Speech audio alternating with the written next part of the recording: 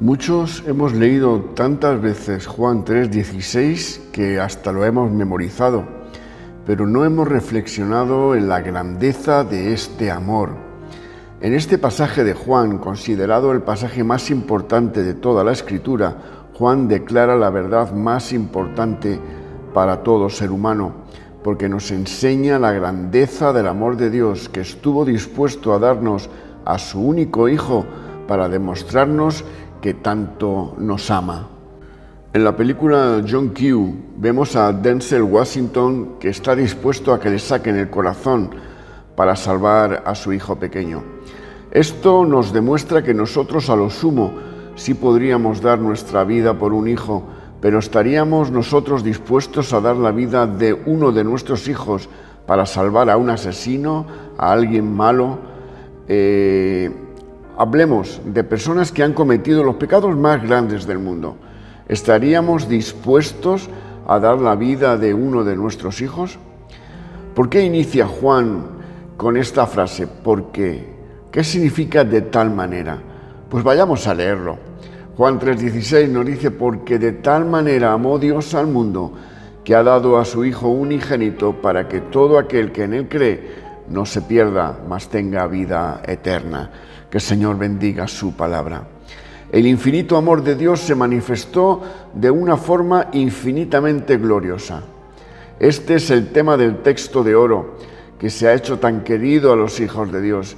Este versículo arroja luz sobre los siguientes aspectos de dicho amor: su carácter, porque de tal manera amó. Cuando Juan dice porque de tal manera, se está llegando a una conclusión de lo que venía hablando Jesús anteriormente. O sea, este es el resumen del contexto de este versículo desde Juan 3:1 al 3:12. Como sabemos, la lección comienza con la visita de Nicodemo de noche, y por todo lo antes dicho, Juan dice ¿por qué? Podemos decir que llega a esta conclusión. Quiere decir, en resumidas cuentas, y nos demuestra su autor, Dios, su objeto, el mundo, su don, el Hijo, el unigénito, y su propósito, que todo aquel que en él cree no se pierda, mas tenga vida eterna. La conjunción ¿por qué? Establece una relación que no es casal entre este versículo y el anterior. Podríamos parafrasearlo así: el hecho de que solo por medio de Cristo se puede obtener la vida eterna. Se ve claramente en que le plació a Dios conceder este supremo don solamente a los que ponen su confianza en Él. ¿Qué nos está demostrando Juan en este versículo? ¿Y qué quiere decir que entendamos? Pues primero, el carácter de Dios. La frase de tal manera, teniendo en cuenta lo que sigue, debe interpretarse con este significado. En un grado tan infinito y en forma tan trascendentemente gloriosa se enfatiza mucho este pensamiento. De tal manera amó. El tiempo que se usa en el original muestra que el amor de Dios en acción, el cual se remonta hasta la eternidad y fructifica en Belén y en el Calvario, se considera como un hecho grande, central y único. Aquel amor era rico y verdadero, lleno de comprensión. Su autor divino. De tal manera amó Dios. En el original lleva el artículo ho theos, tal como en el versículo 1 del capítulo 1, donde, como dijimos, se indica al Padre. Para obtener una idea de la deidad, nunca se debe sustraer el concepto popular, tantos atributos como sean posibles, hasta que literalmente no quede nada. Dios es plenitud de vida y plenitud de amor. Tómense todas las virtudes humanas, elevémoslas entonces al infinito, y se percibirá que por muy grande y gloriosa que sea la imagen total que se puede formar en la mente, no será más que una mera sombra del amor y la vida que existen eternamente en el corazón de aquel cuyo mismo nombre es amor. Y el amor de Dios siempre precede a nuestro amor y lo hace posible. Su objeto, el objeto del amor de Dios es el mundo. en donde se han resumido los diversos significados. ¿Qué significa aquí, en este texto de 3.16, este término? Pues nuestra respuesta es: las palabras "todo aquel que en él cree" indican claramente que no se refiere a aves y plantas, sino a la humanidad. Y sin embargo, no se entiende a la humanidad como el reino del mal, que está en rebeldía y abierta hostilidad contra Dios y Cristo, ya que Dios no ama el mal. Tal como aquí se usa, el término mundo significa la humanidad que, aunque cargada de pecado, sujeta al juicio y necesitada de salvación, sigue siendo objeto del cuidado de Dios. La imagen de Dios se refleja todavía hasta cierto punto en los hijos de los hombres. La humanidad es como un espejo. Originalmente este espejo era muy hermoso, una obra de arte, pero sin ninguna culpa del hacedor ha quedado horriblemente manchado.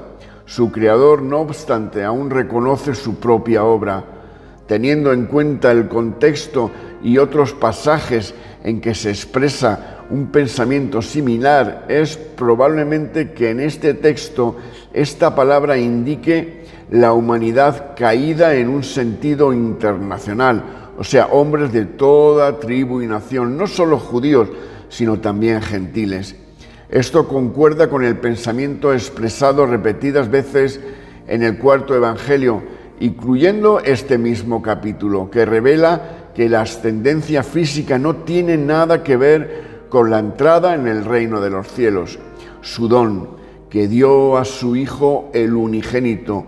El original dice literalmente que a su Hijo el unigénito dio. Todo el énfasis recae en la asombrosa grandeza del don. Por esta razón, en esta cláusula, el complemento directo procede al verbo. El verbo dio se debe tomar en el sentido de dio para morir como ofrenda por el pecado. El dio de Juan es el no escatimó de Pablo. Para el significado de unigénito, o sea, único en su especie, tenemos que tener en cuenta que el artículo que precede a la palabra hijo se repite delante de unigénito. De ese modo, tanto el sustantivo como el adjetivo quedan reforzados. Parece como si oyésemos el eco de Génesis 22:2. Toma ahora tu hijo, tu único Isaac, a quien amas. El don del hijo es la culminación del amor de Dios y su propósito para que todo aquel que en él cree no se pierda, mas tenga vida eterna. Dios no ha dejado a la humanidad abandonada. Amó al mundo de tal manera que dio a su Hijo el unigénito con este propósito, que los que lo reciben con confianza y fe permanentes tengan vida eterna. Aunque el Evangelio es anunciado a hombres de toda tribu y nación, no todo el que lo oye cree en el Hijo, pero todo aquel que cree, sea judío o gentil, éste tiene vida eterna. Las palabras "no se pierda" no significan simplemente no pierda la existencia física, ni tampoco quiere decir no sea aniquilado. Como indica el contexto del versículo 17, la perdición que habla este versículo se refiere a la condenación divina, completa y eterna, de forma que el condenado queda expulsado de la presencia de Dios, del Dios de amor, y mora eternamente en la presencia de un Dios de ira, estado que, en principio, empieza ahora aquí, pero que no alcanza su completa y terrible culminación, tanto para el cuerpo como para el alma, hasta el día de la gran consumación. Observemos que perderse es el antónimo de tener vida eterna. Mas tenga vida eterna.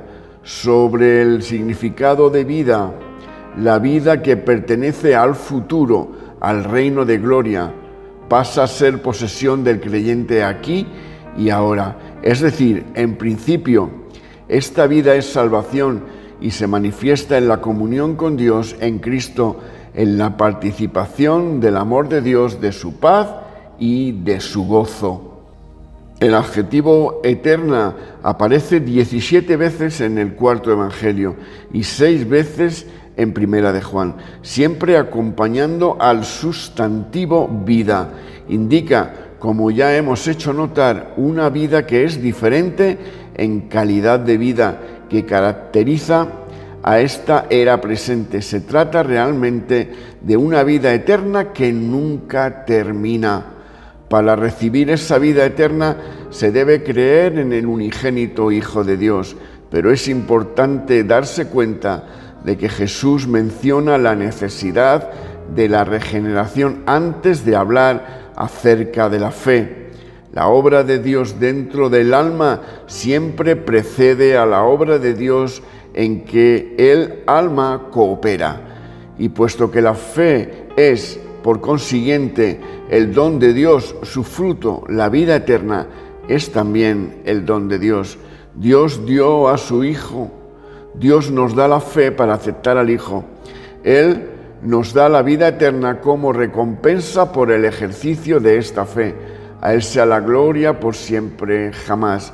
¿Cómo podemos decir, después de todo lo expuesto en esta expresión gloriosa, cómo es el amor de Dios?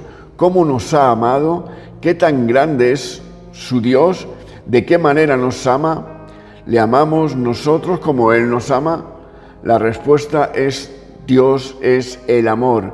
Sin Él no habría amor de parte de nadie, ya que este es uno de los atributos comunicables de Dios. El poco amor que nosotros tenemos es solo un eco o un reflejo del amor de Dios. ¿Crees tú esto? ¿Estarías dispuesto a recibir a Jesús como tu Señor, que es el mismo Dios que por su amor se encarnó para darnos el regalo más grande que podemos tener en la vida, que es la salvación?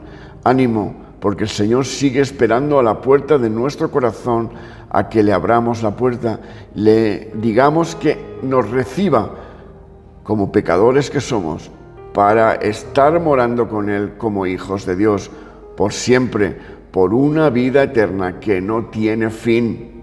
Aleluya. El Señor os bendiga.